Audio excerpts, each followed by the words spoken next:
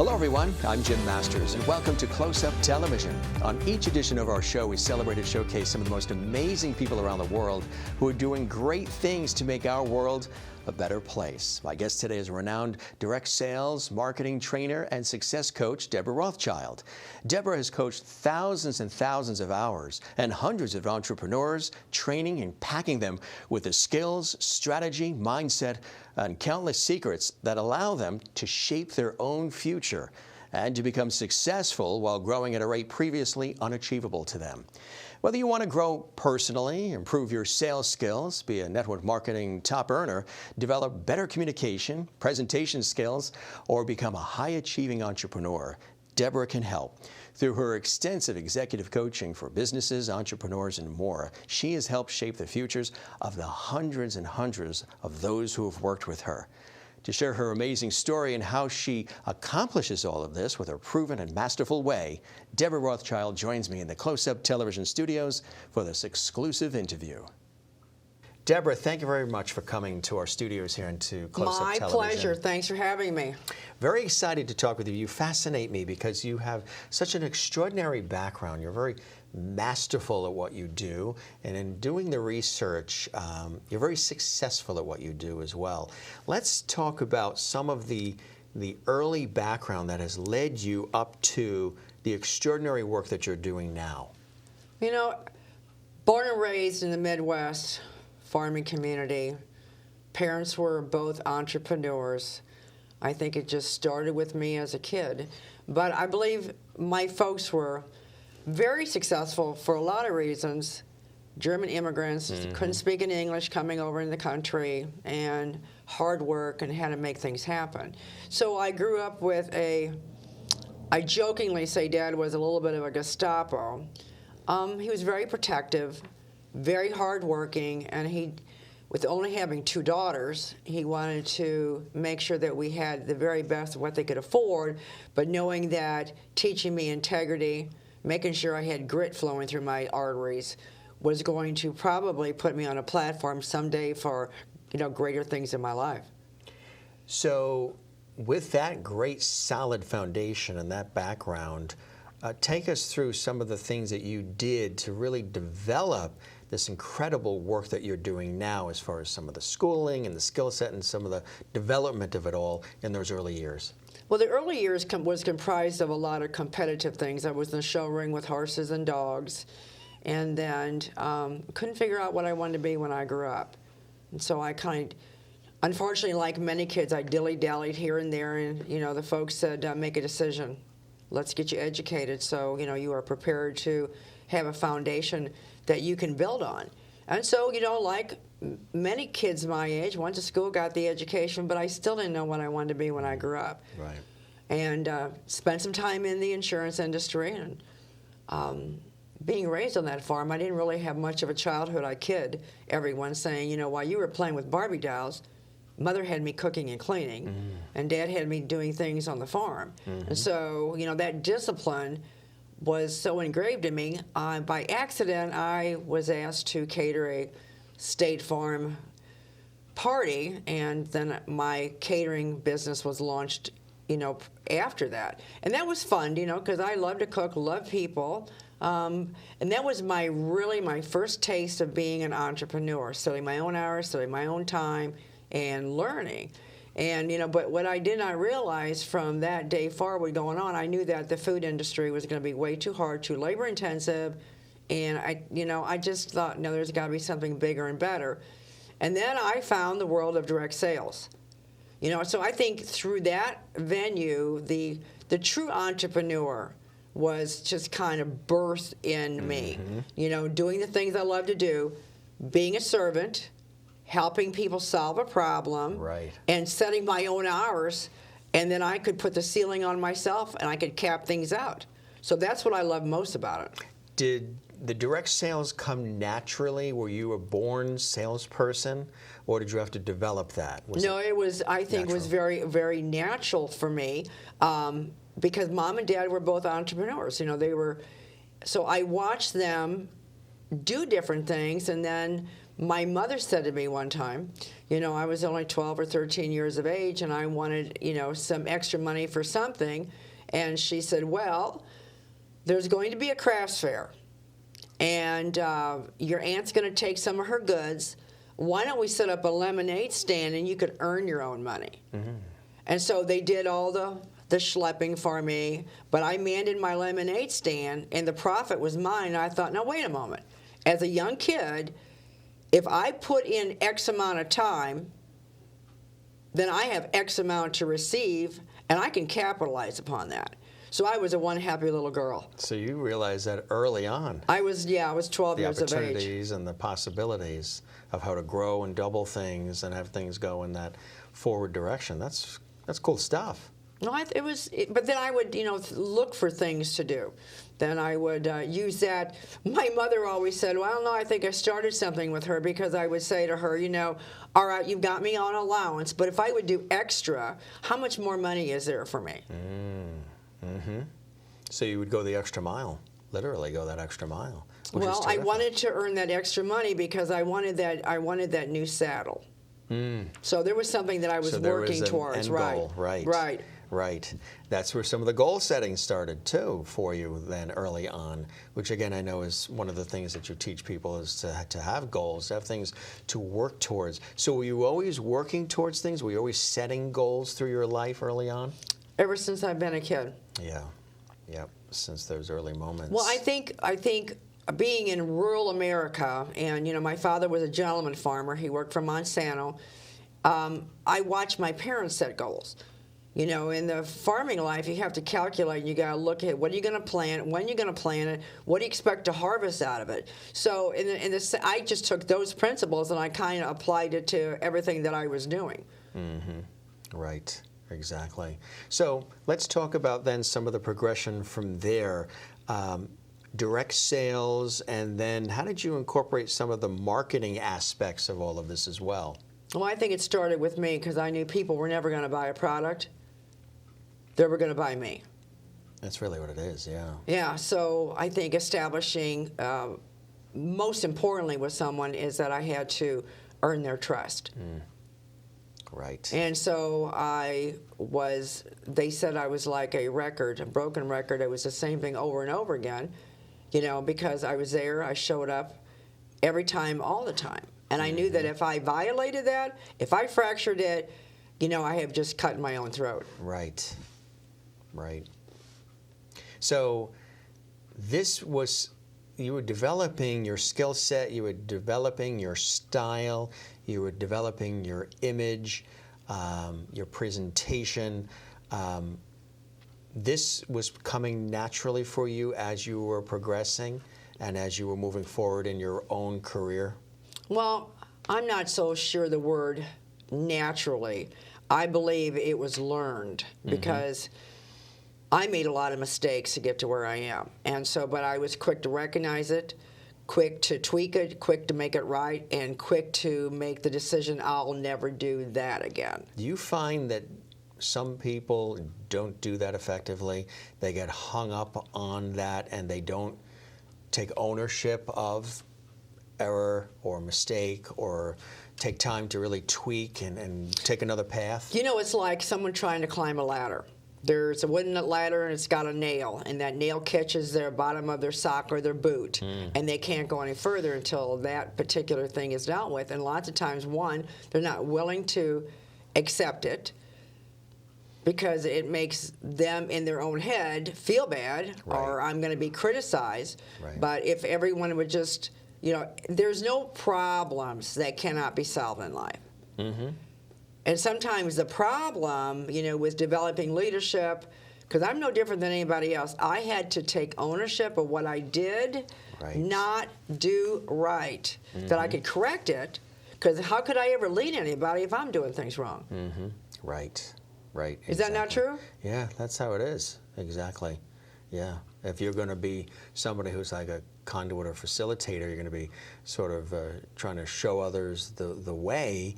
If you're not taking ownership or responsibility or tweaking things yourself, then there's nothing really there. So you were conscious of that early on, which I think is terrific. Well, growing up, I believed that I was that snowflake that was going to fall to become an avalanche. So I was, building up momentum and tried different things. But it wasn't until I met a representative from Missouri, and he said to me one day, and it was probably a pivoting point in my career, my life as a businesswoman, because I had to reinvent myself several times, but we learn from everybody. He said, Deborah, don't ever ask anyone to do something unless you yourself have done it and done it well.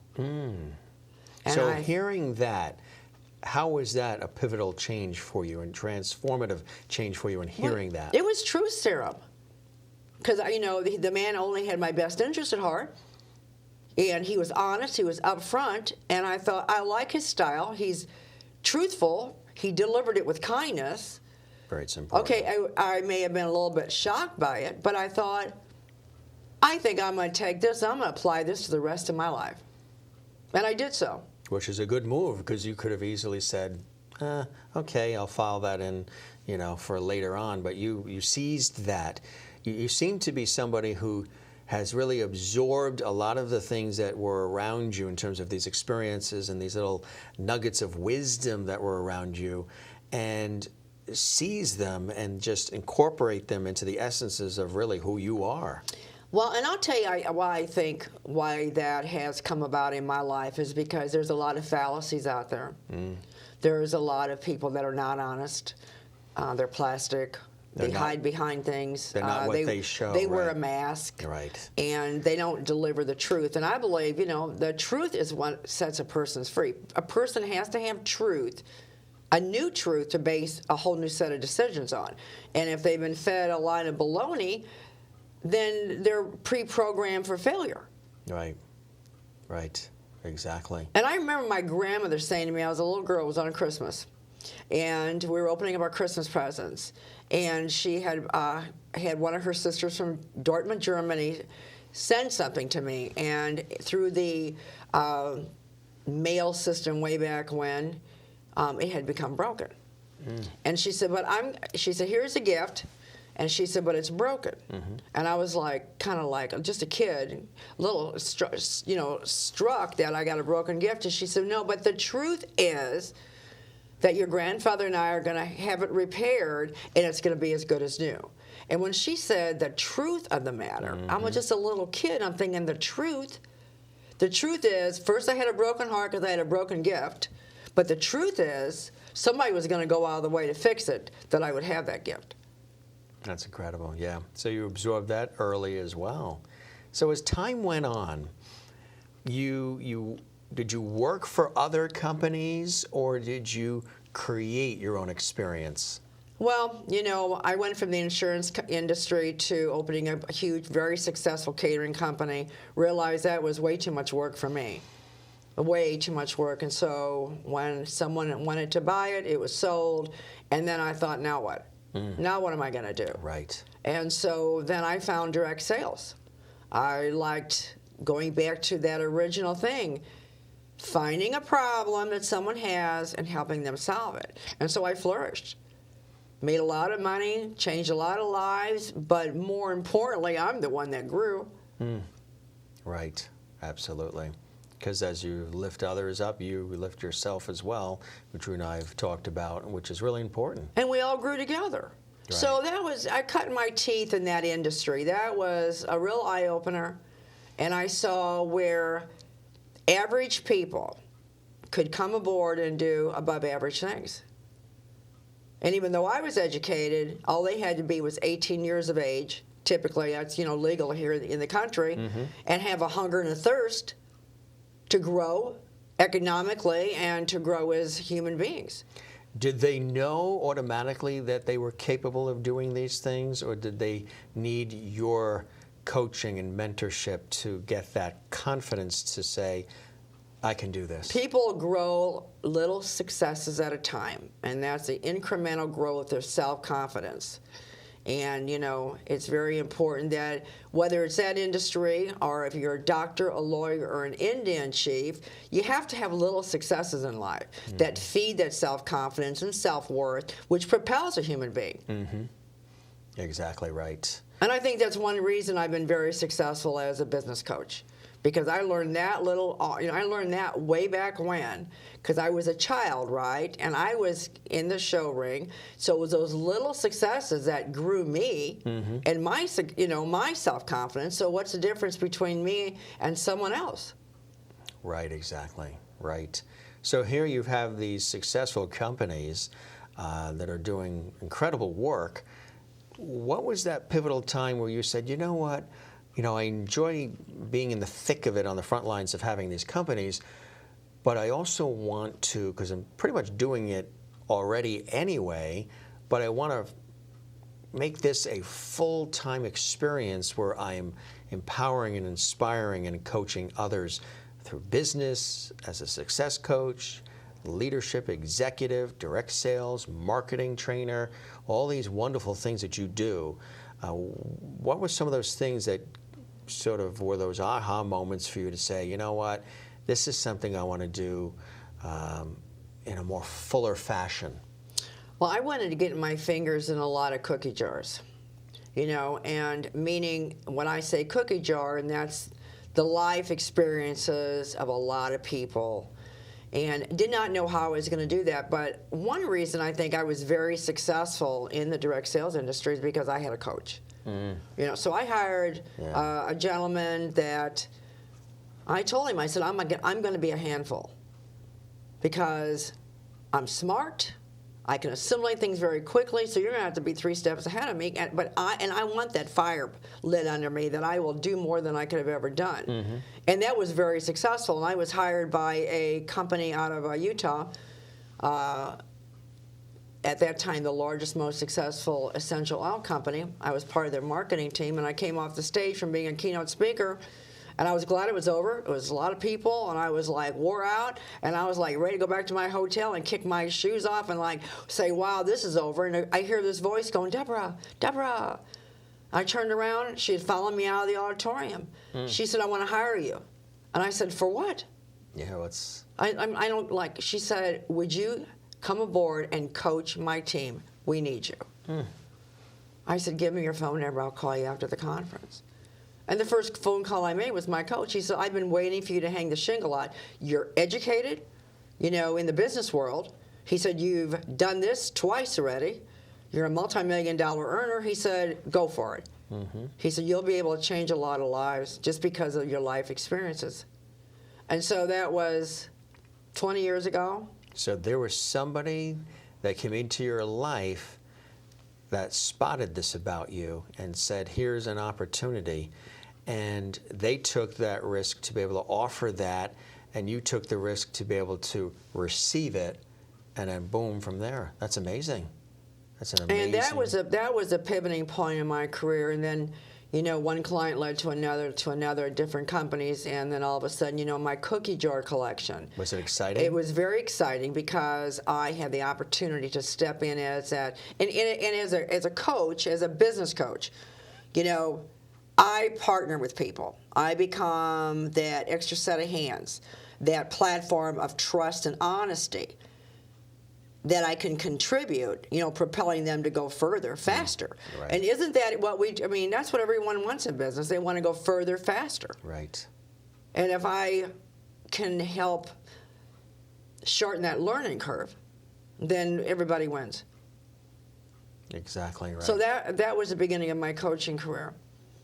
So in terms of the work that you're doing today, which is phenomenal, again, you are a master at what you do, let's break out the various types of coaching that you do. Because I know you don't do, though you've been dipping into the cookie jar, you don't do a cookie cutter approach. No. You really tailor and customize everything. You have your certain techniques and methodologies and certain ways that you've built within your system, within your technique, that's very effective. But you're very good with the one-on-one and sort of deducing the individual and what their hopes and dreams and desires are, what a company's overall mission is and vision is, and sort of tailoring things based on the scenarios that you're seeing, some of those personality dynamics that you're seeing as well. So let's break that out as far as how it actually works. When somebody hires Debra Rothschild, what happens from there? Well, can I rewind for a moment? Prior to hiring me, you know, I say, I'm going to meet with you for 45 minutes, we're going to visit. And, you know, I have bionic ears. And there's things I look for, I listen to. Like to what? Hear. What would you look for? Well, you know, the way they breathe, how much trepidation they have, how much drama do we have really going on here? What has brought you to the place where you are so frustrated that, you know, you're ready to put your head through, you know, the ceiling, making sure that that person and I is going to be a perfect fit. You know, and I typically don't make a decision that day. Right. You know, I said, hey, let's, you know, sleep about it. You know, let me give you a call in a couple days. Let me see if I think that I can put together something tailor-made for you, for your life, you know, to build your business. And so I don't rush. I don't have to rush. They don't have to rush either. And then we come back to the table, and then I just do an evaluation of where I believe they should be, what has to be done, but it's going to start with their head. Because, see, the battlefield is between the ears. Because everybody brings all this wrong, stinking self-talk thinking and what pre-programmed and what their mother-in-law said to them, and they're not going to make it, and, oh, my God, everything's gone wrong. Right. So if we can sort through, you know, and start doing some housekeeping, and then they have something which everyone needs, and that's hope. That's very important, right. So they've got some hope that they can get out of the quandary, and they can start building. And we just team up. Right. Yeah. And it's sort of almost like a collaboration, because they need to be as invested in themselves as you are investing in them, right? It is a collaboration. You know, they have to, and it takes me typically working with someone 3 to 4 times. You know, I meet with someone an hour a week, and everybody's got goals, and they check in with me. And after about that 4th or 5th, you know, client call, there's something called synchronization. Things are starting to get synchronized, and we're starting to like flow together. Because, you know, everybody, they don't know me, I don't know them. This is not my first rodeo, so I've been through 19,000 hours of paid coaching time. I pretty much know what I'm going to expect. They don't. So they're apprehensive. Sure. And you have to give people time to assimilate and take a deep breath and relax. And so when they relax and they kind of let their guard down, well, we can start tearing up the ground and making headway. Do you have people sometimes who are referred to you for the various forms of coaching that you do, but they're referred to you by somebody else, a colleague, a superior, somebody else says, you really need to be coached and mentored, but they themselves are resistant to it, or they think they have all the answers, or that it's not something that they need, even though they really do. They don't think they do, and they're not one who would come out and just ask for coaching, but people around them within their company have said, you can really use the coaching, so go for it. How do you handle people who are like, well, I have all the answers, I don't need to be coached? Well, you know, we just have to honor them for who they are, right? I mean, that's where their head is, and either they'll come to find out that they either perhaps would need assistance down the road, or they don't. But that's all on them. But I've had a lot of people refer people to me, and I in fact, I said to a young lady a few years ago, I said, you sent me 3 clients. May I ask you why you never came aboard for me to help you build your business? Mm-hmm. And she said, I don't think I'm ready. I said, okay. Now, when you say she doesn't think she's ready, she's not emotionally ready, strategically ready? I would have to say that strategically and from a business standpoint, she has everything and had everything in place and has had for years. I don't think that she was in a place emotionally in her head and her heart that she was willing to be vulnerable with somebody. Right, to admit that she. But she sent 3 of her team members to me, though. See, and that was great, and I appreciated it. But not everybody's ready, and not everybody will ever be ready. Right. Because see, when you hire a coach, and when I hired my coach, I go back to the day that I hired Bill. He said, "You're going to have to always be willing to be wrong whenever." I said, "Okay." He said, "You're going to have to, pardon the expression, put on your big girl britches, and and you're going to have to identify and own where you've made mistakes so you can tweak and go on. Because if they don't," he said, "don't, you become static. You're static, then you're digressing, and then you're far worse off than you were." Right. But, there is not a whole lot of, businesses are run by people. People have issues. Right. Right. So there's as much life coaching going on than there is building a business, because the only thing I want to do, I always tell my clients, "Hey, I love your business. I love what you're doing, but you're far more important to me than that." Right. And so I want you prepared in case your company folds or you have to reinvent yourself again. I want you so strong, so solid that you're going to produce wherever you go. You can pop in anywhere and take charge and get going, right? Exactly. So let's talk about the clients themselves. Who are the kinds of clients that you work with, or is it really pretty much across the board? It's kind of across the board. It's been everyone from a very elite salon to General Motors to an executive to many men and women in direct sales and network marketing. Entrepreneurs as well? And entrepreneurs. Yeah. And are they all struggling with the same types of things? Do you find a thread in any of it, or is each case different? The tapestry is all very similar. It's just a different stage of it. So what are some of the things they tend to be struggling with at a point when they need the expertise of a coach like yourself? What I find amazing is that a lot of people that hire me are very wealthy. Yeah. They've been very successful. And, I learned a long time ago, I think it's a very early part of my coaching career, that it's very easy to prejudge a man or a woman that's earning $40,000, $50,000 a month, thinking that they all have it together, when their hearts are broken, their dreams are shattered, and the paycheck has meant nothing to them, because they need that reassurance that their life is going to be made whole again. Because we got wrong thinking. And there's been countless number of battered women that have come out of bad marriages and abusive, and they're fighting their way through. So it's the human being. It's making sure that they are infused with what they need today to go forward. We don't deal with domino 95, wanting that to fall when we're still working on domino 8.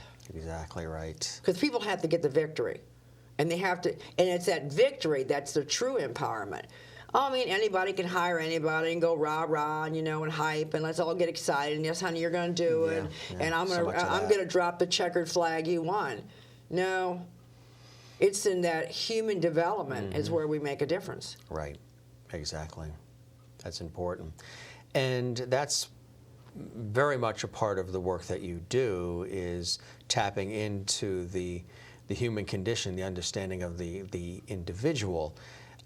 Speaking of that, do you work primarily with individuals, or are you also coming in and being brought in to work with teams and groups of people simultaneously? Tell us about how some of that works. Primarily, my coaching practice has been all one-on-one. And then there are occasions where companies will hire me to come in, and do an assessment and do sales training and, tweak some things that they have. But, I love that.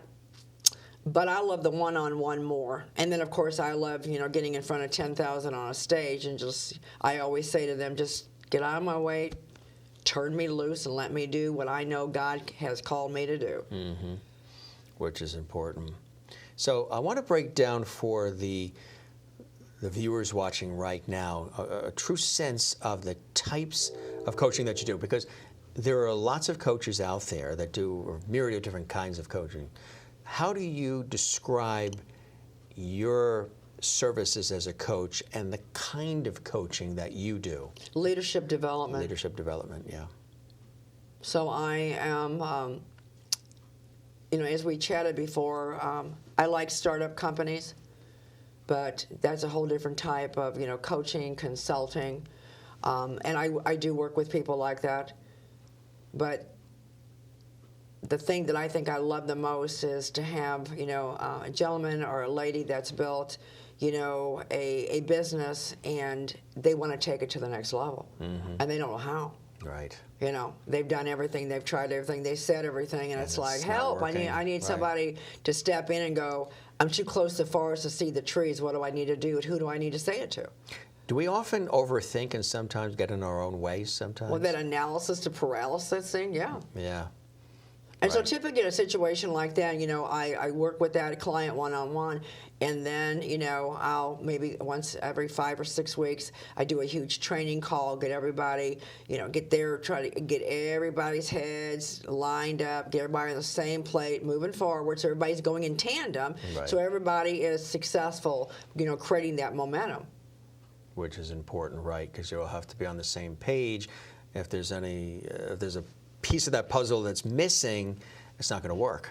And I've got I'm very intuitive. And if I ever say to someone, there's a problem, I smell a rant, I'm 99.99% right on it, And so that gives my client warning, help them straighten out the problem, or at least they are aware that there's a potential issue. Because everybody deals with people, and not everybody is nice, and not everybody wants to cooperate. Right.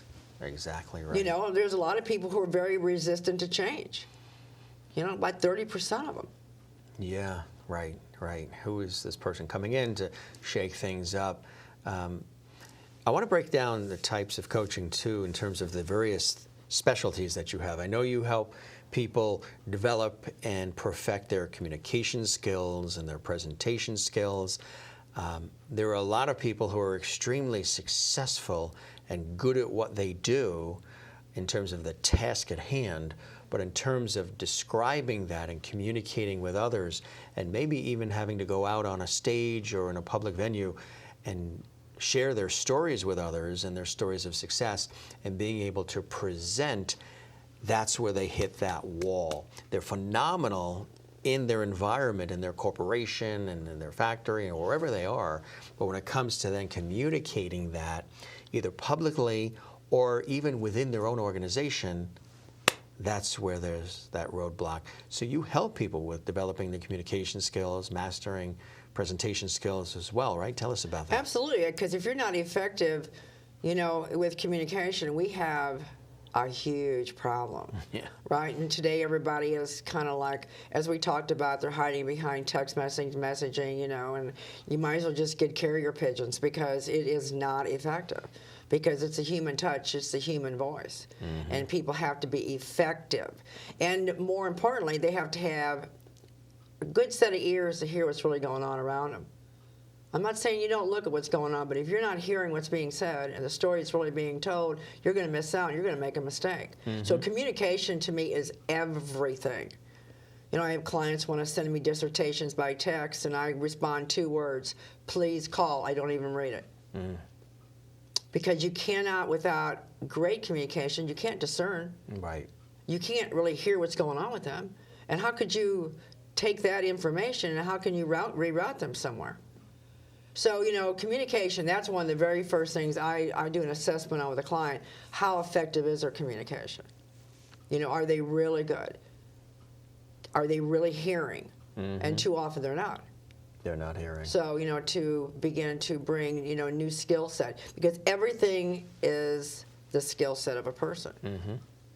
And typically their revenue that they're collecting is directly contingent upon their skill set. So communication's everything. So you start initially with that assessment, and then where does it go from there? Every client has a desired goal. So if they wanted to raise their revenue up by X amount, or they want to recruit X more people, or whatever, I have to find out, one, what have they really been doing? What has worked, what hasn't worked?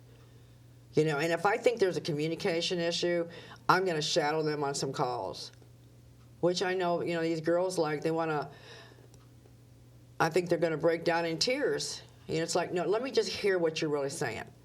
And that way, I'll give you an opinion, because I never tell a client they're wrong. Now, if a client would call me up and say, I'm going to rob the First National Bank tomorrow, what's your feelings on it, Deborah? I would probably say you might want to reevaluate that, right? So adults don't want to be told they're wrong, and I honor my clients, and I love them, and I respect them. But I always say to them, I think there's a couple other ways we can look at this. Let's review them together, and then you tell me what you think. Mm-hmm. Knowing that they're intelligent, they're going to make a better decision. Exactly. So some of the responses to that, you've seen people really blossom as individuals too, and this is the kind of blossoming that not only transfers, within their work environment, but also probably in every relationship they have outside of work too. Well, I don't think that when you close the door behind you, when you go home at night, everything stops. Nor do I think when you leave for work in the morning or go to your home office that you leave everything behind. Because to me, there is no separation. It's a human being that has to now perform with a different hat on. Right. But what happened last night at the dinner table, or something that has gone awry, is going to affect the next morning's production. Right. So my only goal is to keep my client head straight. Which is important. If their head is straight, I know that they're going forward. I know they'll make better decisions. I know, the goal is that, we're not going to, if someone tells you no, they're not rejecting you, we're not going to take offense, we're not going to beat ourselves up, we're not going to reevaluate everything, we're going to go find somebody else. How do you describe, because everybody brings to the table their own uniqueness, how do you describe your specific style, the Debra Rothschild style? I'm savvy, I'm spunky, and I'm a master at what I do. And because I've got grit, I believe I can take all of me and I can just bring it wherever I go and start infusing that into people, and mixed with their education and who they are, they're going to be something even maybe I would hope even better than myself. And oftentimes they don't realize that they have that potential. You help them sort of develop that confidence, that resilience to be able to shine and really express that to the world, right? Exactly. So, think of it. Here you've got either a man or a woman that's built a large business, they're married, they're happily married, they got children, they've got a social community, and everyone's doing their own thing. Everybody loves each other, patting each other on the back, but no one's stepping along the side of them like an invisible powerhouse going, you got it, John, you got it, John. When the rest of the family and the friends, they don't understand that he's battling all kinds of demons on the inside of him. But he's trusted me, and he spilled his guts, and I'm going to be loyal to that, and I'm going to support that person, and I'm going to empower him from a different perspective, that not only is his business better, he's a better husband, he's a better father, he's a better friend. It's important. And people, are, I get this vision of people, they're like in chains, they're in shackles, and they're all bound up, and they can't be themselves. Right. And so to break off the chains and the shackles and to watch them, come out and to bloom. Their voices change, their posture changes, they're excited, they're hopeful. But the best part is that I've yet to meet anyone that I've not worked with that has not gone out and duplicated themselves and made other people better. Well, see, I can't touch everybody. Right, exactly, right. But I can leave a legacy with every client, knowing that they're great people, knowing that they have a potential to reach many. So that's the check I cannot cash right there. Exactly. Right. And that's what I love about it. You can hear the enthusiasm. I the am passion. excited, Yeah, you go into every scenario, rolled up sleeves, ready to go. Let's see what the issues are here, and let's see how we can really make this work. Like I said, there's no problems. I mean, we have a few challenges in life, right? Oh, yeah. Well, I mean, every day somebody's faced with a challenge, you, me, and somebody else. But it's that attitude again. The attitude, what? The altitude, the attitude. It's what you're going to put into it. It's what you're going to get out of it. as long as the head's straight and we're not taking offense and we don't feel like we've lost the world and there's no hope, we've got it made. How long do individuals and companies, large and small, work with you? Do you have various scenarios? Do you know offhand how long you're going to be brought in to work with an individual or a team, or does that develop as things go along? No, when it comes to one-on-one clients, they have to make a 4 to 6 month commitment to me. And the reason being is that you didn't get yourself into this overnight. Right. I can't get you out. It takes time. And typically, companies, 3 months. And then, we can review and renew. Do some of them have you come back, maybe as they change employees, or they rebrand, or there's different things happening, or they just loved what you did? Yeah, they absolutely. want a refresher. They just need a refresher. And it's changing. Companies take on the characteristic of this giant athlete, and they have to stay with the times. They have to stay on trend. And people come and go, and things need to be tweaked. So what are some of the other services you provide? As we mentioned, really perfecting the presentation skills, communication skills. I know you're a specialist in direct sales, coaching and marketing. You're also a success coach as well, and define that. I like that phrase because it's very positive and it's very hopeful. Well, I think that that success coach can probably come up under the umbrella of a million different things, but if you and I asked 100 people what success was to them, we'd get 300 responses. Yeah. So success is, to me, attaining those goals and those desires in a shorter time frame.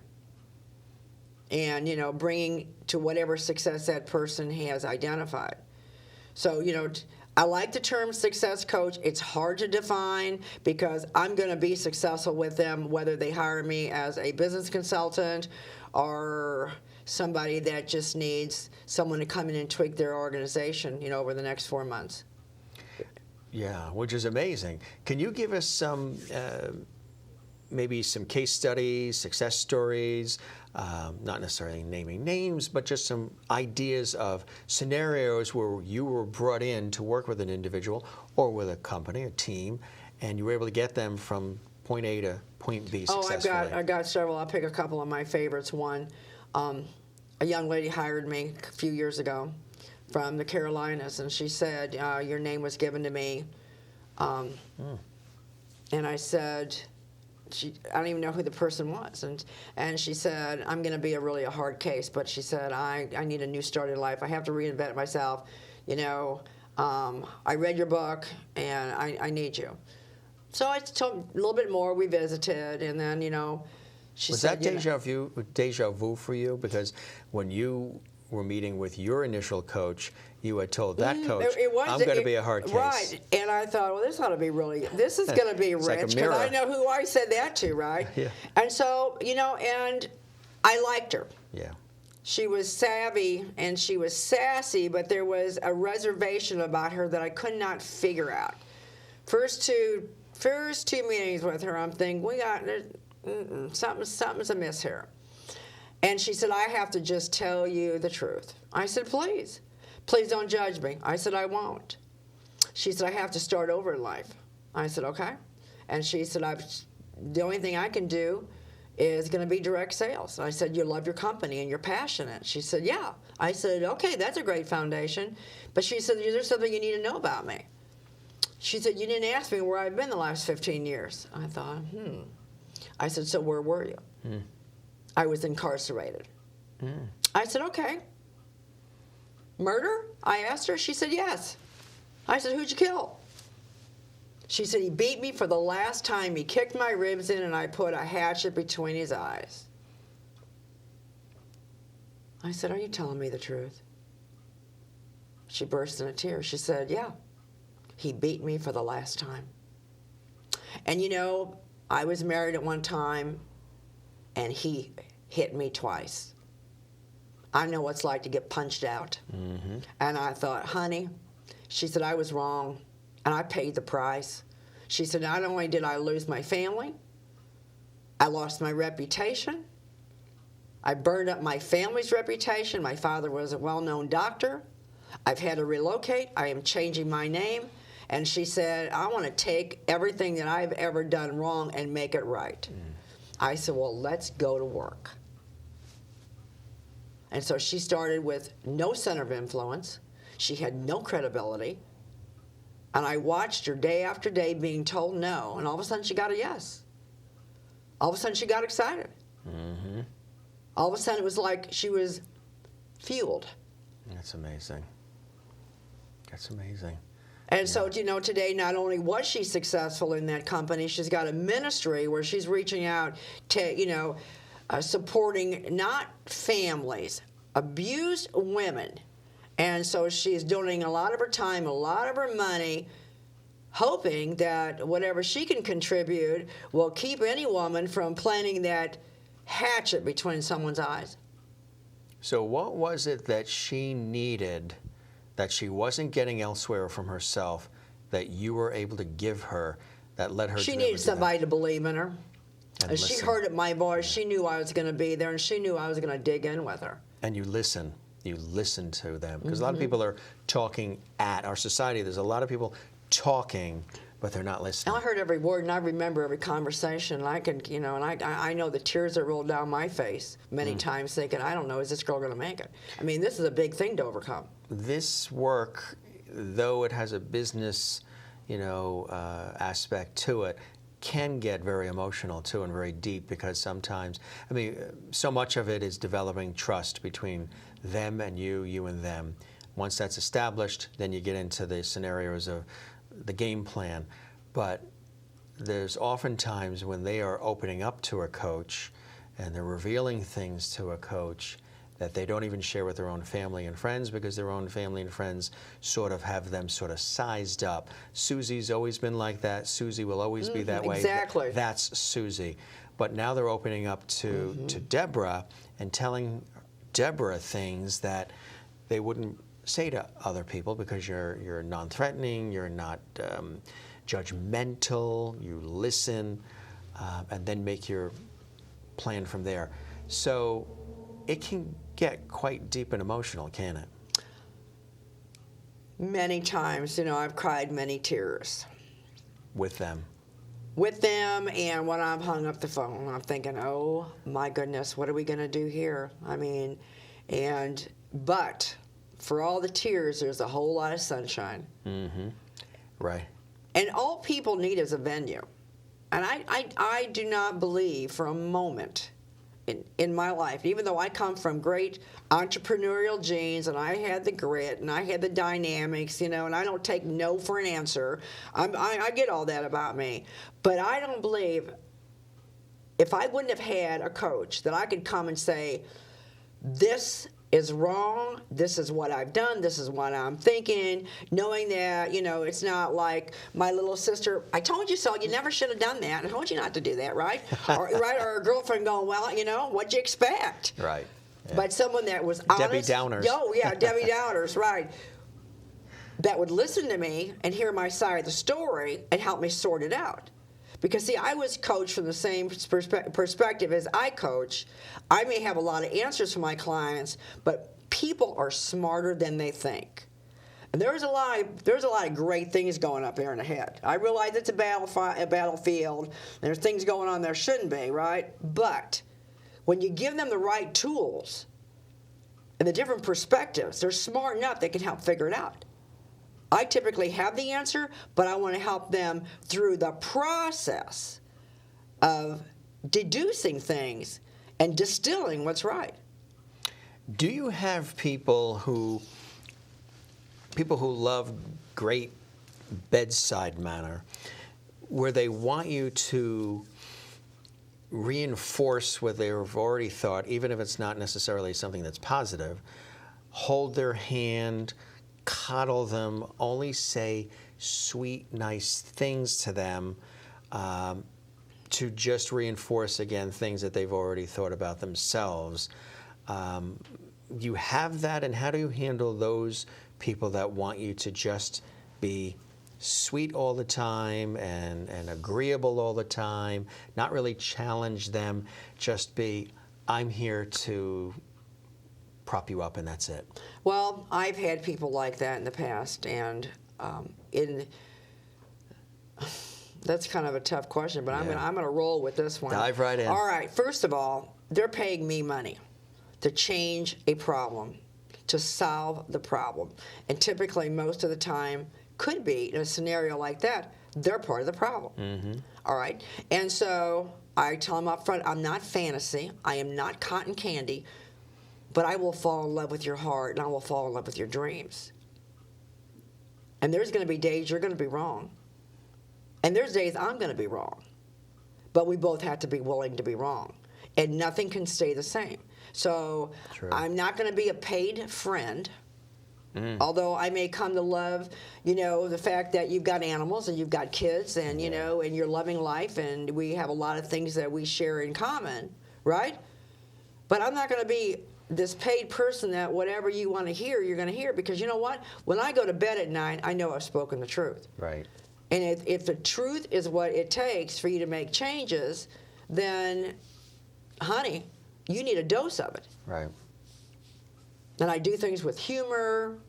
And I think my clients know that when, they've like way off the beaten track, and they always say, I know what you're going to say. I say, oh, what's that? Well, this is wrong. I said, I've never told you it was wrong before, but tell me why you think it's wrong. Oh, okay. You might think about this differently going into the next one. Are they ever afraid to tell you when they've done something that was wrong, or they sort of fell off the wagon, that they would be disappointing Debra? I told them that they could never disappoint me, because I don't want that. I don't want that kind of a barrier between with a client, because they can't disappoint me. They could disappoint themselves. Mm-hmm. Now, I think being a human being and knowing that, I'm a stick-to-it girl, and, I hold people accountable because I want to be held accountable. How can we go any place in life? How can we get anything done if someone's not really, helping us? Exactly. They say it takes a community to raise a child. Well, I think it takes a bigger community to raise an adult. Yeah. Right? Yeah, because a lot of them act like children. Right. You're right. It takes a bigger community to get adults going in the right direction. Childhood issues they haven't worked through yet that come out as Exactly. adults. Right. Yeah, often. So you have another case study, another example of so that people can relate to? I know you have so many, as I mentioned, thousands of hours of this work, and hundreds and hundreds of people that you've changed their futures, or they've changed it and you've changed it together collaboratively, which is a beautiful thing. You have another study. I do a great story, husband and wife out of Louisville, Kentucky. And they had hired me. And they didn't have a lot of money, but they wanted to build this business. And they said, we got a little bit of a nest egg. And they were doing fairly well. But I knew that we could have made it better. And of course, right, because that's where they hired me. I'm going to make it better because my name's involved now, right? So it's like I don't want anything yucky on my portfolio. And I would joke with them. And so they had hired me to come in and do a Super Saturday and work with them for about a year. The group was growing, and they got a couple hundred people in the room, and I was doing a training. We started from A to Z. And so at break, the gentleman's name was Johnny. He said, I need to talk to you, Miss Debra. And I said, do you want to talk now? Or you want to wait for lunch? He said, no, I got to talk now. And he was kind of, he was a upbeat guy, but I've all of a sudden seeing him in a different light. All of a sudden he wasn't so sure of himself. And I'm like, what we got going on here? And he got a little teary-eyed, and I'm like, I said, so what's the matter? He said, you have no idea what you've done. Mm. I thought, I mean, right? You don't know what I've done. I thought, did I say something wrong? He said, no, you don't know what you've done by coming into our lives. And I said, why is that? He said, well, you brought truth and honesty back, for one thing. He said, what you don't know about me is that I was a pastor of a large church. I committed adultery. I lost my church. My wife said she'd never leave me, but my children wouldn't talk to me anymore. Mm. He said, we heard you on the radio. He said, you were being interviewed. Mm-hmm. So, your name came up again, and we hired you. And you got Gene and I working together, and little Tommy. We all started kind of working together. He said, you brought you said you brought a cohesiveness back to the family via the business. He said, I'll tell you why I'm crying. My wife told me this morning for the first time in years, I'm proud of you. You stepped up to the plate and we're working this together. That was always my dream. And I'm like bawling and squalling. I have to go back and do a training. So people have a lot of influence over other people and they don't know it.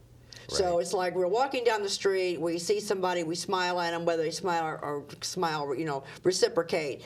So we have so much power over people. And so I have to believe that, coming aboard is not only going to affect them, it's going to affect their families, and there's going to be great changes. And who would have thought? Because that never came out in the wash.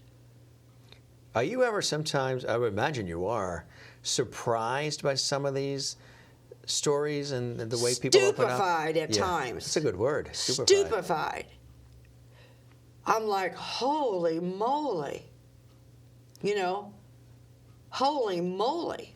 I mean, how can that possibly be? Because, that's just an example of the facade people put on. Because we can't go around. People cannot go around telling their deepest, darkest secrets and exposing everything because you're going to get massacred out there. Oh, yeah. Because everybody's looking for a place, let's take another spear. Let's stick another pin in her. Let's hurt her some more, right? So everybody has got this going on. Right. And it's just shocking to see how they've survived, how they've been able to do what they're doing even though they've encountered so many things in their lives, and how exciting it is to see the breakthrough, break run, and break out.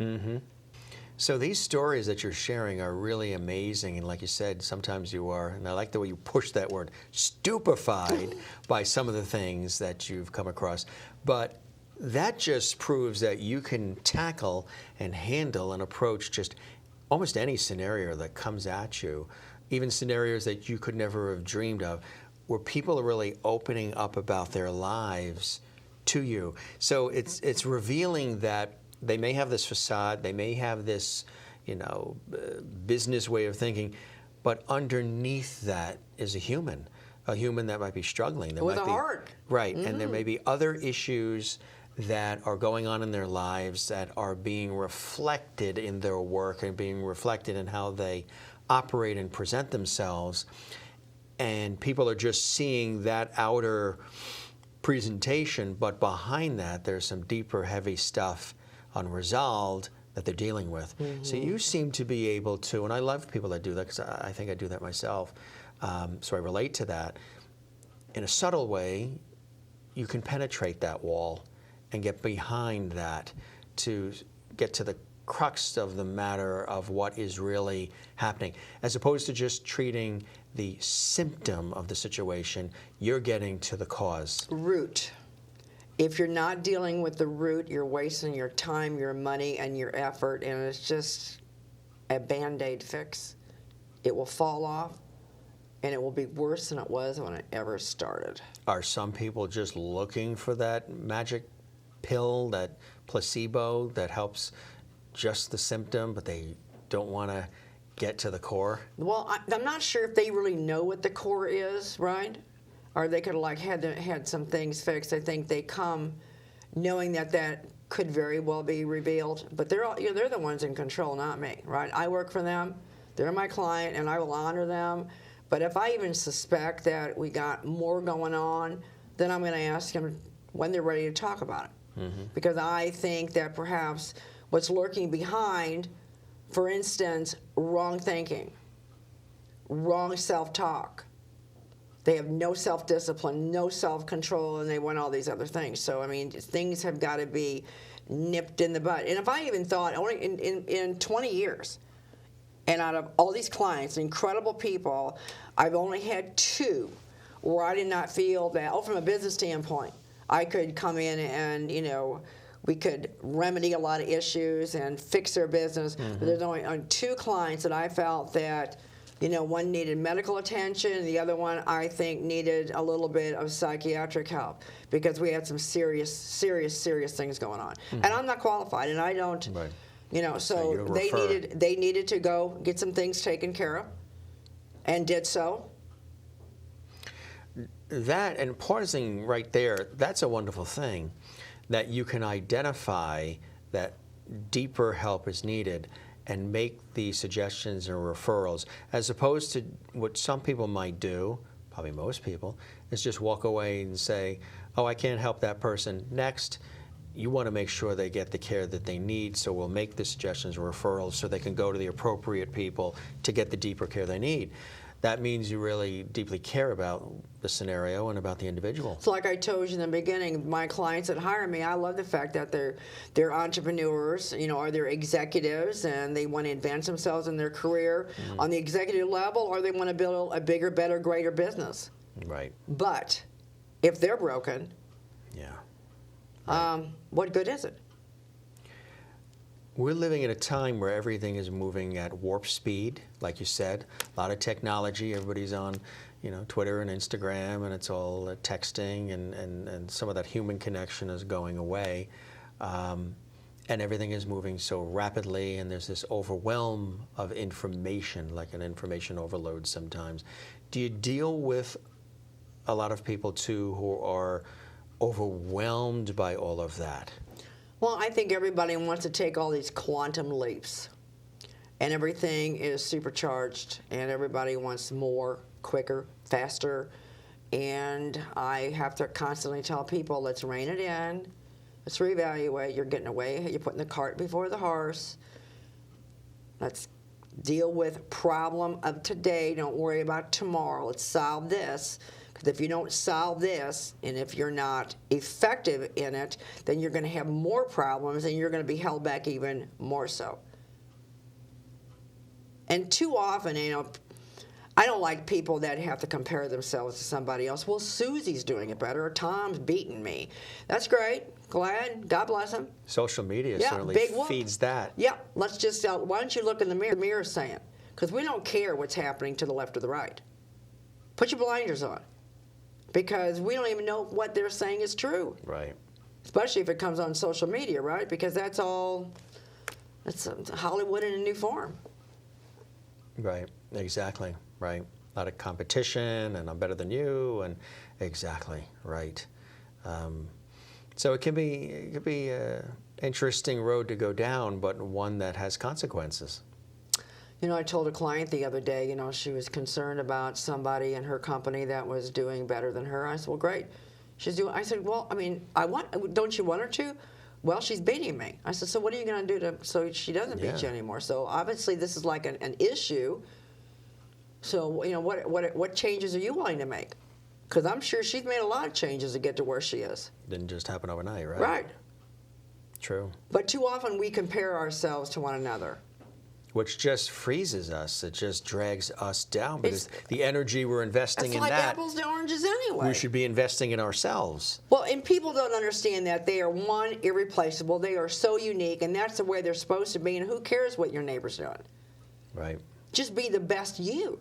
Right. Become the best version of you. Because you can offer some really extraordinary things that are uniquely you if you focus on you, right? Because you're irreplaceable, by the way. So you help people realize that and bring it out of them. Not only help them realize it, identify, bring it out of them, but I want them to bear fruit. I want that being flowing out of them on a daily basis, making changes, and it's watered and it's nurtured, and it becomes that oak tree. And we're not going to worry about that getting uprooted. And let's go find someone else, something else inside of you, and let's get that firmed up. So it's like waves of change coming into people. One of the main things of an effective coach as well is to be able to give people the tools that they can call upon in those crucial moments when you're not in the room with them, you're not on the phone with them, you're not on the computer going back and forth or emailing, whatever it may be. So they're in a scenario that they have to deal with something quick or what have you that can be challenging. And they can call upon, oh, I remember Debra told me this, or Debra, mentioned, handle it this way. So they have the tools and wherewithal that they can call upon the information, the resources that you've instilled in them, you've packed in them, the mindset, the skill set, all of these different things. So again, when you're not in the room holding their hand, they can call upon it and say, that's right, Debra told me to do that. What they say to me is, oh my God, I heard you talking to me walking down the hall the other day. What would Debra say? Right. And I thought, that's a great compliment. Thank you. Yeah. Exactly. Because, you know, the whole thing of coaching, you know, that you want, because everybody is a top athlete.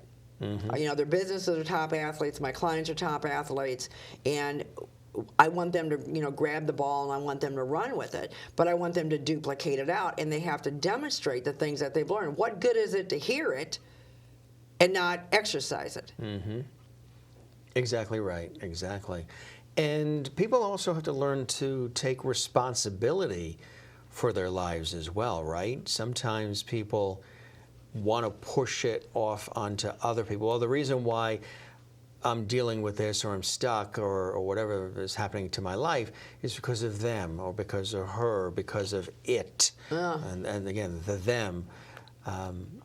But they really have to look at this mirror you're talking about and take responsibility for their own actions, thoughts, and things of that nature. We live in a very deceptive world, and we have a lot of very deceived people. And it's very easy to play the blame game. Everybody's a victim. Everybody's a victim. Oh, poor me. And, you know, but I'm very fortunate. I've had some of that in my coaching practice, you know, in 20 years. Very little. But my clients have had to deal with that in their companies and other people. And, you know, and that's where coaching gets real interesting for me. Because now I'm going to coach the coach on how to solve the problem. And so we don't feed things like that. You know, what you feed will grow. And I teach all my clients, what you feed will grow. You're going to feed negative. You're going to feed something that's negative. You expect an outrage of a harvest of something that's negative, rotten, and it's going to, you know, deplete everybody. It's like the law of attraction. Yeah. So right. You know, and everybody can go around pointing fingers every place else, but until they look in the mirror, you're living in a fantasy world. Mm-hmm. Right. And people have lived their lives like that. Mm-hmm. Until one day, maybe perhaps there's a revelation. Yeah, epiphany, wake-up call. Epiphany, wake-up call, you know, chimes are ringing, things are happening. But, you know, I think, you know, talking about the law of attraction, I think that perhaps maybe my background, being raised in the Midwest, farm, animals, loving people, not wanting to stay stagnant or static and grow forward. Maybe that's one of the keys that I've been able to attract great people in my coaching business. Now so that's been a pivoting mode for me right here. So it is essential that people really take responsibility for their actions and for their own lives and not live through other people and continually claim to be the victim. Well, unfortunately, in our society today, we've got a kind of a quandary on our hands with a lot of people not wanting to take responsibility. But I've been very fortunate in my coaching practice. I think anybody that wants to, you know, hire me, stick with me, believe in me, I'll believe in them. I don't really think that's the issues with them, but they've had to deal with people like that. And not everyone's willing to change. Not everyone's willing to be a grown-up. Not everyone's willing to admit they're wrong. Not everybody is willing.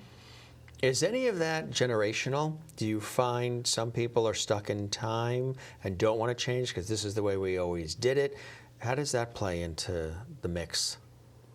I think a lot of people hide out, and I think probably that was a learned behavior at home.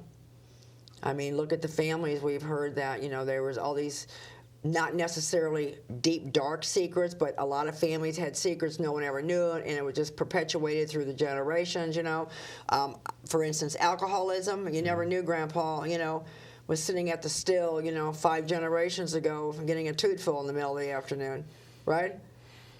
So I think it's a learned behavior, though. But I think people today, the big thing, people deal with a lot of fear. To me, fear is an acronym is false evidence appearing real. They are bound with fear. They're afraid to talk. They're afraid to be themselves. And, you know, therefore, they're stuck. Mm-hmm. You know, one of my clients, well, many of my clients call me the noodler. They call me, well, you just get into our heads and you noodle around and you find out what's going on. Because it's all between the ears. A good deal of the work that you do is very psychologically based. A lot of psychology in this work. To me, it's probably 99% of it. Because I teach people how to sell. That's all psychology. Oh, yeah. Right? I have to sell my client on being a bigger, better, greater person, to working on themselves, becoming a better human, learning more skills. So it's all sales. It's all psychology. Absolutely. Right. Because remember, like we said, nothing happens in this world until something is sold. That's right. Right. And with the communication skills and the presentation skills, there's the ability to knock it out of the park, but sometimes some of those things are, not lined up perfectly, so you help people really achieve and get to those points where all of those things are lined up in a way that works to their benefit. And building a business today, or taking your business to the next level today, is more challenging than it was 10 years ago, 15 years ago, 20 years ago. In some way, what ways would you Well, say? the competition's a whole lot stiffer. Yeah. And what many times the competition has done is not necessarily a better product. True. But they bring a lot of great new branding, a lot of new marketing, a lot of new skill sets to the table. And so, that's where I see a lot of my clients are challenged. Because I tell them all the time, I have worked with people that work with bad companies, bad compensation plans, horrible products, and they've made millions. You know why? They learned a skill set. Right. And they've got self-confidence. Right. And they don't care if you kick over their toy soldiers. They're going to go get more toy soldiers. Right. Exactly. In addition to the one-on-one and so much more, you also do workshops and seminars and speaking engagements too. Let's talk about some of that. I love to be on the stage. You know why? Because I'm fearless. I love the most I've ever stood in front of was 10,000. I was like a kid in a candy store. I'd always say, just turn me loose. Allow me to give them truth, allow me to excite them, give me the opportunity to make them laugh, because I know if I get them laughing, they're going to remember what I said, right? And I don't believe in hype, and I don't believe in rah-rah, because they're going to walk out the door, and it's going to, if they get caught in a rainstorm, it's going to wash off. So I wanted to be in a position where, and that's where I want my future, spent 20 years, coaching, love it, going to continue to do more speaking gigs. That way I can take my 20 years, my 19,000 hours of paid coaching time, my own ultimate transformation of my life, and I can spread it to the masses in a shorter, quicker period of time. One of the ways you've done that too is you've penned this incredible book, The Firefly Protocol, Discovering the Magic of Personal Reinvention in Today's Changing Economy. When you wrote this book, what inspired you to write this particular book? Well, I'm the girl that probably should have invested a lot of money in legal pads, because I did not do it on a computer. I was watching a late night Turner Classic movie, and I started writing. Things at farm, fireflies, watching them, catching them. And then one thing led to another, and how different businesses, and what I saw my parents do. And I was just kind of like, and then I kind of like put it in chronological form. Like, well, this happened this year, and I had this. And then because I am not like this technological wizard, I hired a high school girl, put on the computer for me. And I shipped it off to a friend of mine as kind of a joke at the University of Florida. Really? He wrote me back, he said, publish it. I said, you're out of your mind. He said, oh my God, he said, Debra, publish it. He said, it's your story. So, because we always have to reinvent ourselves. I love the different, all the different chapters too, because there's a lot of really rich material in this book. Don't get caught in the trap. Tell us about that. The trap of life? Well, people get... Did you ever see a mouse in a trap? The mouse isn't going to get out, is it? No. Right. So therefore, we can, at times, set our own traps. We can let our family set our traps for us, or we can let our employers set our traps for us. So we can't get in the trap of in our own head. And people always need an exit out of a problem. And so I think that's one thing I think Mom and Dad taught me, because they were not self-limiting. He was not, well, I am going to retire from, and I'm going to spend my, 40 years working here, and everything is going to be okay. So there was always an entrepreneurial spirit. There was always, let's create something bigger, better, greater for the family. So people set their own traps by staying locked in to it could be as small as their wall of belief about themselves. Another one, no gets you nowhere. Tell us about that. The NO doesn't get you at KNOW. Everybody has to be open to new ideas, new everything. It's the people that are so concreted into, this is the way we've always done our business. It's the way my mom and dad did it, and we've been doing this for 30 years. And they're so regimented, and they're like a rock of Gibraltar, and they're so self-limiting. Is that fear-based too? Their fear of letting go, their fear of change, and so when a person's willing, that doesn't mean all this has to change, but they have to be willing to let go. They have to be willing to get into I always tell them, don't say NO until you can or W. Mm-hmm. Right, exactly. That makes total sense. Leap of faith with a soft landing. Jump through fear, as we've been talking about fear, into your future. Well, sometimes we have to walk by faith and not by sight. A scenario could be painted that, it's not good. There's no way out of it. There's no hope. We're not going to make it. But sometimes you just have to take a deep breath and go, you know what? We're going to make it. We're going to get this. I don't know how. I don't know what day. I don't know what's going to change. I don't know when it's going to change, but I refuse to let go. And that's faith. Even if every circumstance told you no. Mm-hmm. And that comes from right inside that person. Stand still and get run over. Right. If you're standing still, you're going to get run over, and so you got to be on the move to go forward. In any endeavor, whether you're a mother, a father, a grandmother, aunt, uncle, an executive, you're driving a bus, or you're operating a locomotive. People have to be on the move. Because what I find with my clients, when they get to this stopping point, when they're going to stop and they're going to start this reevaluating, the analysis to paralysis, and everything becomes static, something's going to T-bone them. And so they have to stay cognizant of everything around them, right? And they got to be aware, and they got to be willing to keep moving, or you will get run over. Self-appraisal works wonders. It does, if it's done in with the right heart. Not being overly critical. We live in a society where people are very insecure. Mm-hmm. And I think insecure people are very dangerous because they're fickle. You don't know what they're going to do, like a bomb that's going to go off. But we have to be willing, to stand in front of the mirror and go, okay, this is true and that's not true. This is right and this is wrong. And what can I do today to start making changes? And hold true to your word. And that's not being arrogant, and that's not being pompous. That's just being real. And there's a lot of people that look in the mirror and go, hey, I'm perfect. See ya. And okay, well, good luck. God bless you, because I think you're going to have a problem. We just have to be pliable. We have to allow situations, circumstances, and people to contribute to our lives and be willing to mold. Not to be pushed around, not to be used, not to be abused, but we have to stay in that position where I'm going to learn something today, just like I'm learning something sitting here across from you today. Mm-hmm.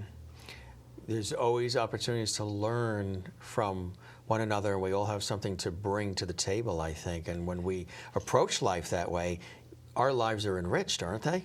And you don't have to be a Fortune 500 executive, and you don't have to be a multi-million-dollar earner. Mm-hmm. You can be a woman that's raised 5 little kids, and you're struggling to make ends meet, and I guarantee she's got a lot to bring to the table. Absolutely. Regaining your mojo. Sometimes we lose it. Sometimes that inner spark that we've had, that candle sort of gets dimmed. How do we regain that mojo? Well, typically that's dimmed or annihilated by circumstances of life, things that happen to people. takes their breath away and takes their oomph away, as my father would say, takes your oomph away, right? They have to remember where they came from, and they have to remember where they're going. And it starts like starting out all over again. Right. It's creating the little successes that will fuel a bigger success on the inside. And too often, people don't lose their mojo overnight. It's like, you didn't put weight on overnight. You're not going to lose 80 pounds today because you've, taken care of a few carbohydrates. And people have to systematically work on themselves to bring back that mojo. One, you're gonna surround yourself with positive, great people that love you and care about you. And those who are Debbie Downers and they're the negative ones, next, move on. Who's next? And you just need to put yourself in an environment for greatness. And, I tell my clients, you know what? I'm going to give you a vacation. Oh, well, we're going somewhere? Yeah. You're going to give your head a week off. I don't want you entertaining thoughts like that anymore. They are degrading. It has taken you back. It's digressing. And I said, we're not going to have it because you're worth more. I like that. It's important. People realize their self-worth and their value, which is huge. One of the things, too, that I like, that some people do, they cop an attitude, but you say, don't cop an attitude. No, because there's a lot of attitudes floating around, right? Some good, some bad. It's like, whoops, don't want that. We can't cop an attitude. We can't afford to cop an attitude. People don't want to be around that, right? Right, because we have to understand everybody, even Joe Blow, has something to contribute, but attitudes reminds me of being outside on a hot summer night where there's gnats, right? Bad attitudes jump on you.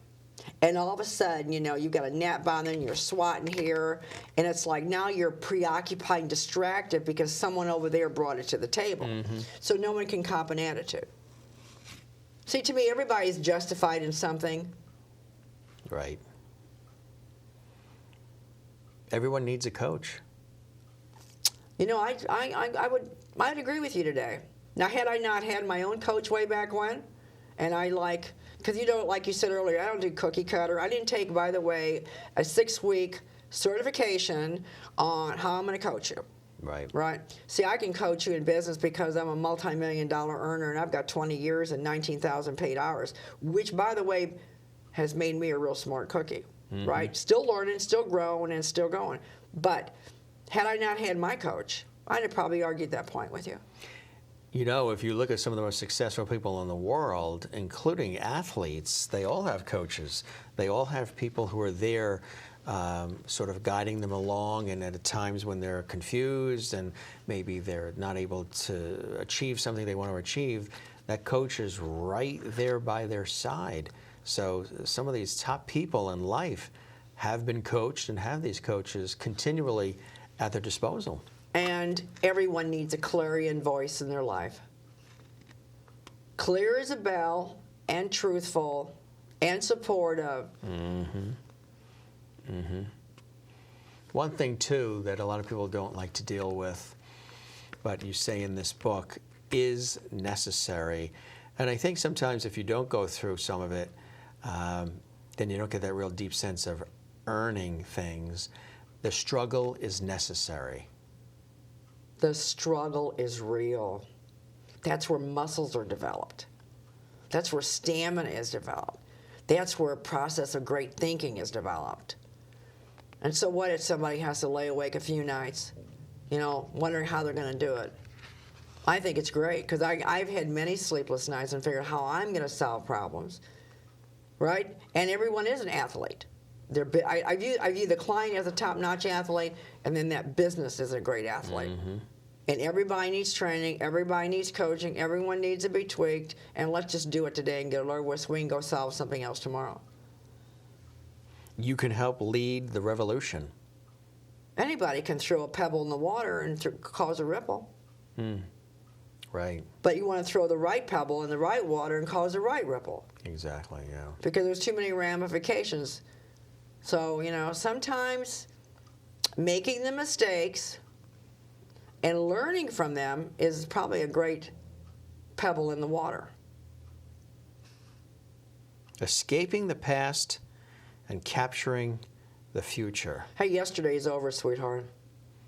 And if more people would realize that it's over and they're willing to let go, the biggest thing that holds people back is unforgiveness. They refuse to forgive themselves. They're mad at their Aunt Irma because when they were 6 years old, she criticized them because they didn't play the piano right? And so they have to learn to forgive people, let them go, cut it loose, so you're free.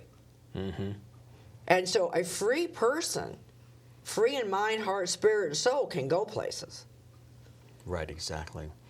You don't forget, but you forgive. You learn from the experiences, but that bondage of that unforgiveness wrapped around your heart, and it's like fish hooks, grappling hooks. When you can forgive and just blow it off. I tell my clients something bad happened, right? This is what I tell them. I guarantee you that person did not premeditate before they went to bed last night that they were going to get up at 6 o'clock this morning and go out of their way to offend you, hurt you, and destroy you. It was an accident. Forgive them, blow it off, and let's roll. Where some people get their guard up and they're ready to fight. Who does this person think they are? They said this to me. I'm going to challenge them and I'm going to fight them and argue tooth and nail because they said this thing to me or did this thing, right? Right. A lot of people do that. That's why we have road rage. That's why we have road rage. But that's not the way to go about it, is it? No, Gets and I nowhere. think that's a road rage today is such a person that's under so much stress. They've battled so much. They are under the gun so much that, they get on that vehicle and that becomes this weapon to them, and they're going to take it out on the world. Right.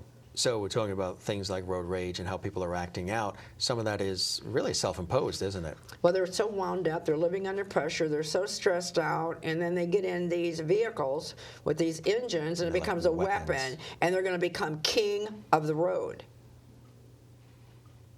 And, that's a time bomb. That's a time bomb going to happen in road rage. It's a time bomb. It's going to happen someplace else. Take it home and act upon the family, right? Take out their frustrations, like you say, abuse, things that go on behind closed doors Correct. that we know about. There's something else that I am a true believer in, and I love that you have a section on it in the book, because I think it's essential. Credibility is numero uno. Credibility is everything. Without credibility, we have a zip. And I believe that. I didn't like to start my coaching practice, day one with all this credibility. I was credible as a businesswoman. I had accomplished certain things, but I had to go to work with my clients. I had to show up, show off, be there, produce, never let them down. Client after client, year after year, 20 years later, and that's credibility. That's right. Yeah. So, like I said to you, people don't always say what they mean or mean what they say. That leads me to the next one, which is, we're just scanning through a few of them because there's many here, but that perfectly leads to integrity can be faked. Integrity all the day, because people have a spiel, right? They could tell you it's called lip service. So it's only in time with, for me working with a client or my clients working with their group, that it will surface, because everything comes out in the wash. It may not come out in the first 48 hours, but things begin to settle out, and that's where great discernment. I think that's just, to me, I'm just really gifted from above, that I can quickly ascertain a problem because my discernment's so quick. But people fake so many things. But the good news is that it will come out in the wash, and they will be caught.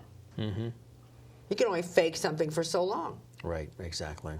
Right. Then you put it on the spot, you have no answer, and I thought you were an expert at that. Exactly. Another thing, too, that sometimes people lose sight of, because we are living in a very individualistic time right now, is that it really is a team effort, isn't it? Well, there's no I in team, right? And so where we got too many I's wanting to step up to the table, we're dealing with probably an ego and insecurities and hidden agendas. Me, yeah. Well, I think there's a song, me, and that usually equates to, not good. Right. So it's all teamwork. Yeah, very important. Collaborating, because sometimes some of the most incredible things come out of that. Like and dislike can seal the deal. Tell us about that. Well, we have to find common denominators with people, right? And so you may like something or you may dislike something with somebody. So disliking an item, an issue, or an opinion is not always wrong, just because I don't agree with that. And nor do I have to agree with or like everything that somebody's doing, because they have a different perspective coming to the table. I've not walked in their shoes, and sometimes we have to see how it shakes out. Mm-hmm.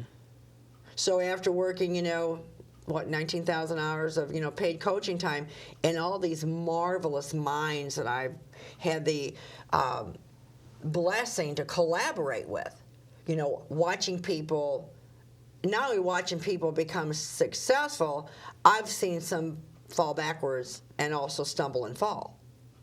So we don't have to like everything, and we don't have to dislike everything.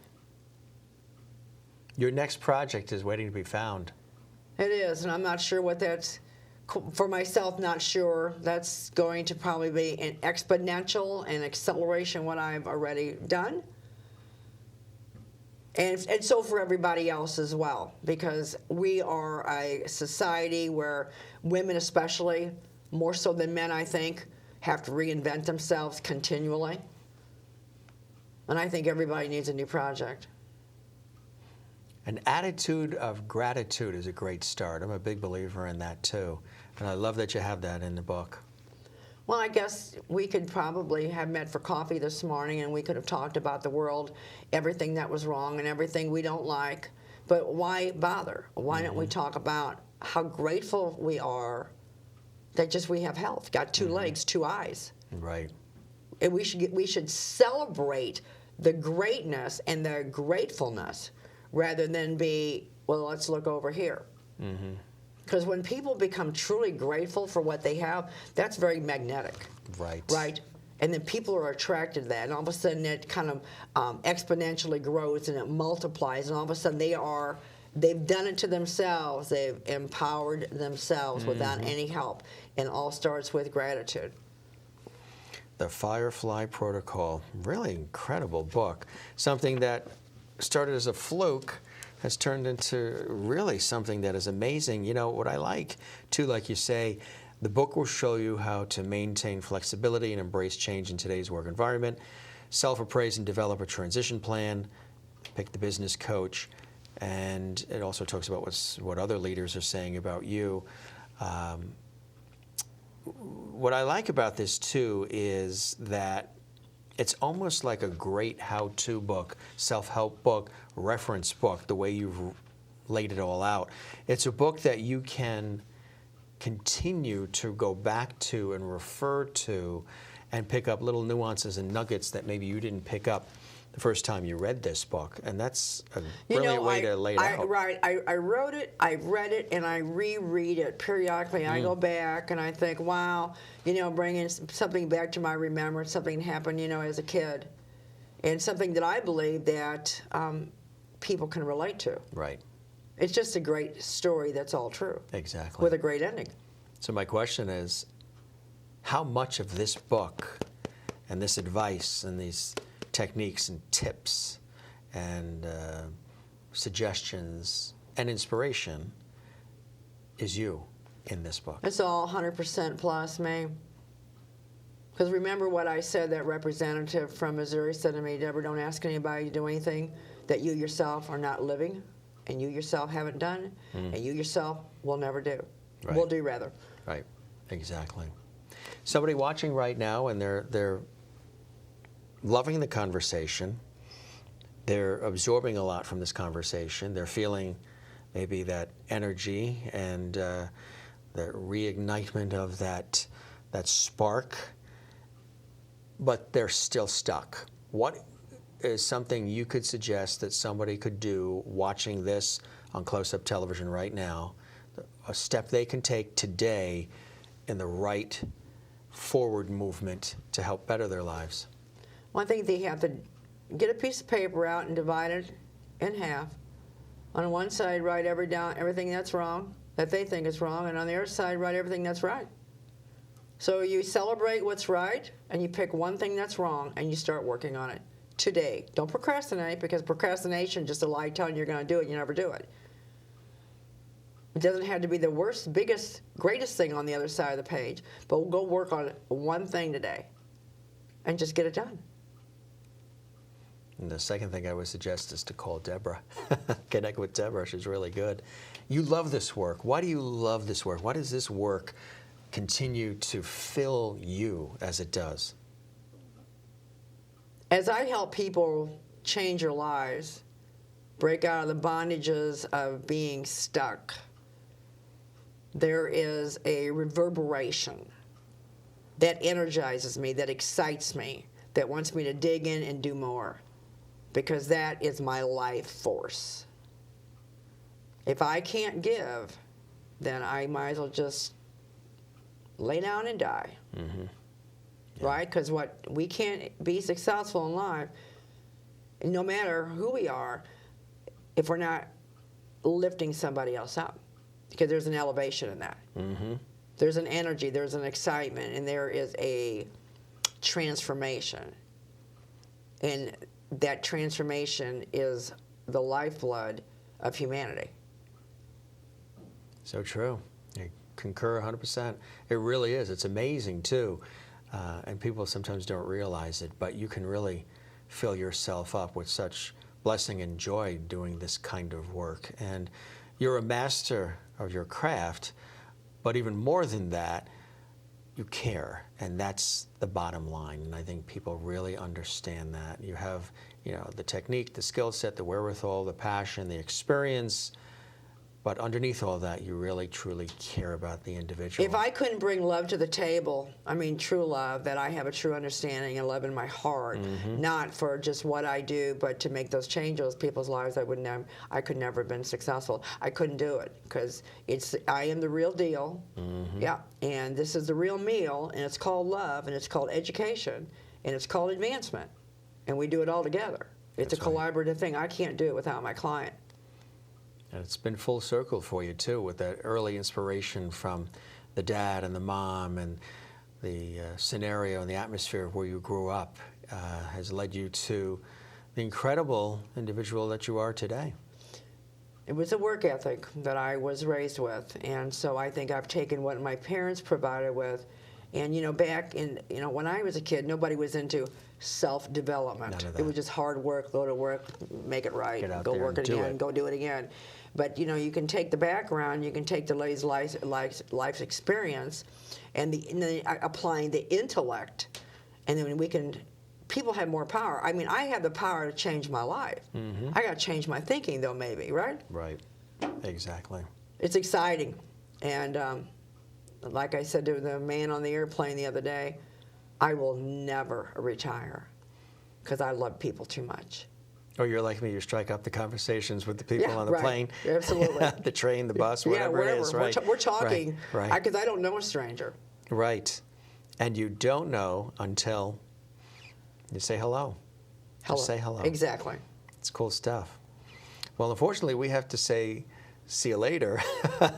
But this was fantastic. My pleasure. Thank you. It was really an honor and pleasure to meet you. You made it fun. You made it easy. And thanks for bringing out some great things in me.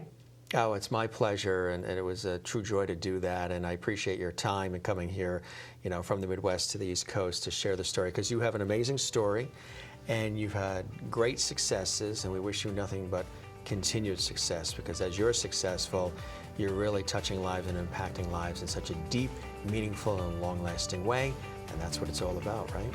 It is. Thank you. Thanks for being with us, Debra. I appreciate it. Thank you. You're welcome. To learn more about my special guest, Debra Rothschild, visit DebraRothschild.com. For Close-Up Television, I'm Jim Masters. Thanks for joining us, and we'll see you again next time.